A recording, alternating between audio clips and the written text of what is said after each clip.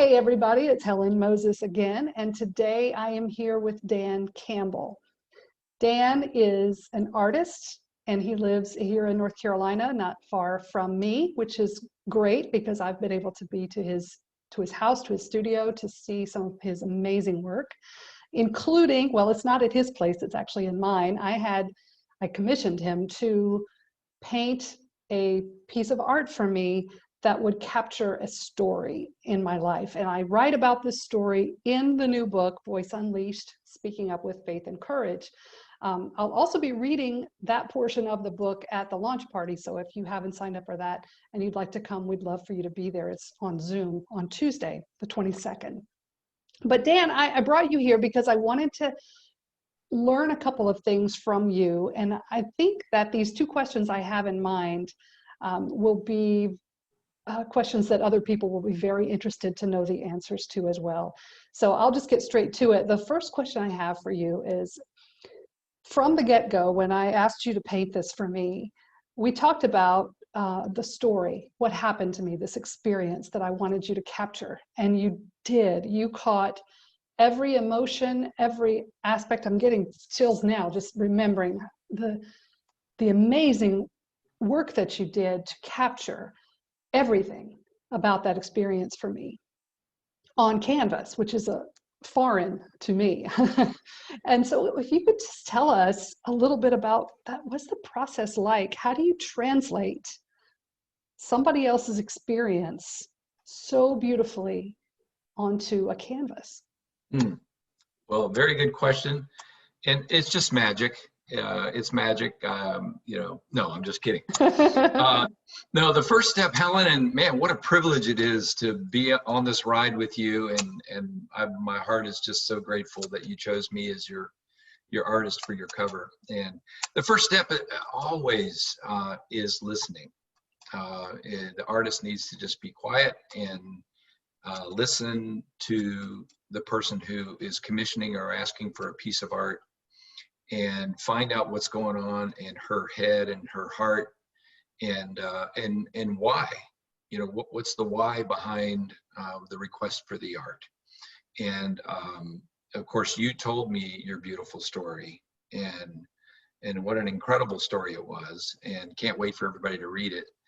And I won't give away all of the story, but obviously this, the subject matter, a woman raising her hands and letting go, and even the title, Unleashed, right from the get-go, you told me this is what's going to be in the title, Unleashed, and that you became unleashed. And I mean, that one word is just incredibly powerful in and of itself. So the clarity of that in the artist's mind was not to be questioned. It was a woman that was about to be unleashed, and she was letting go, raising her hands. You gave me those elements. And I don't always get that much clarity when I'm being commissioned for a painting, but being the great communicator you are, you gave me some great places to start. And then secondly, because of your experience at church, and I, again, won't go into details, but I could ultimately relate to that as a young person.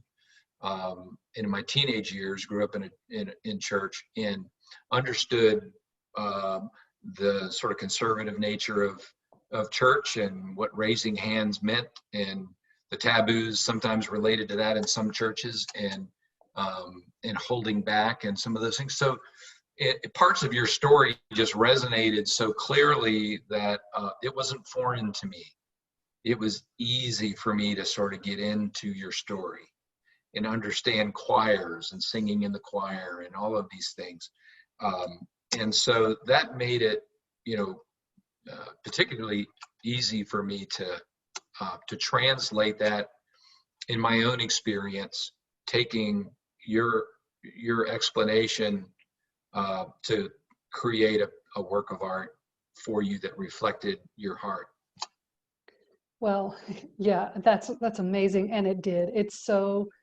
I remember the day that I came and saw it, and I just cried. I just wept because it It was, and I'm getting choked up now just remembering it. It was.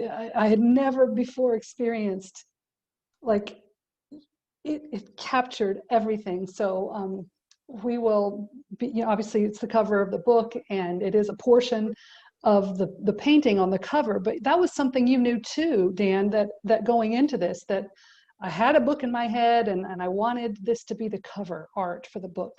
So as you knew that, did that factor into how you portrayed it on the canvas as you created it? Yes, and I remember the day you came over and saw it too, and yeah, thanks for the tearjerker party that we ended up having. But and I love that art and music can do that for us, can get us in. I mean, I can't imagine a world without those things. That keeps us grounded and just keeps us, living in a fulfilled way. But yes, I'm thinking, you told me right from, once again, the communication of it was that you were going to use this painting, this piece of art, as a book cover. So the nature of how I did the figure, the color composition, we wanted it to be striking. We wanted it to be head turning.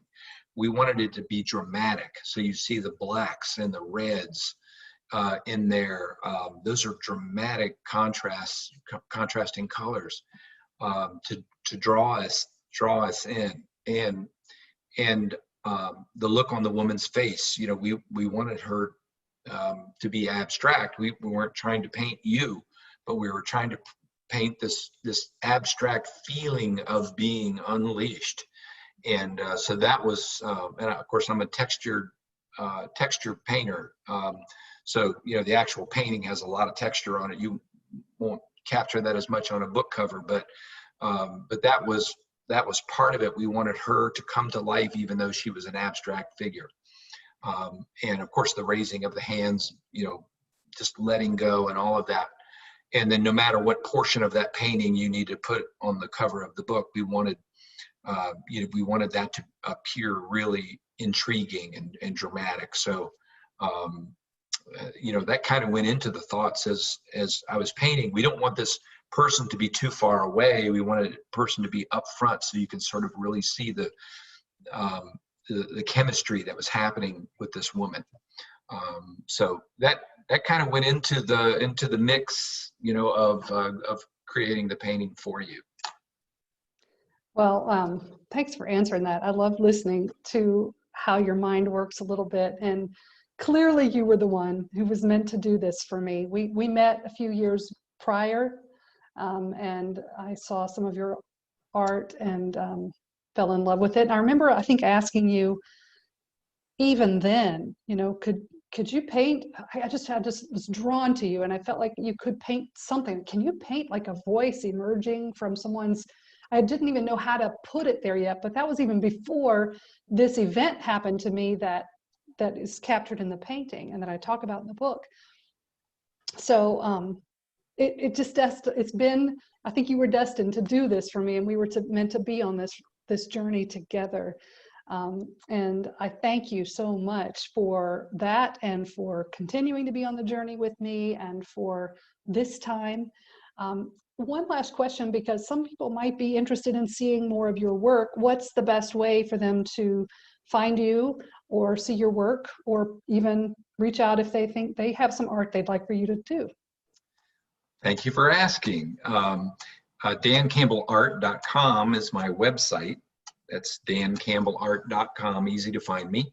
And so probably the easiest way is to check out my website. There's over 70 original paintings currently available, and of course I'm commissioned to do work as I did for you all of the time.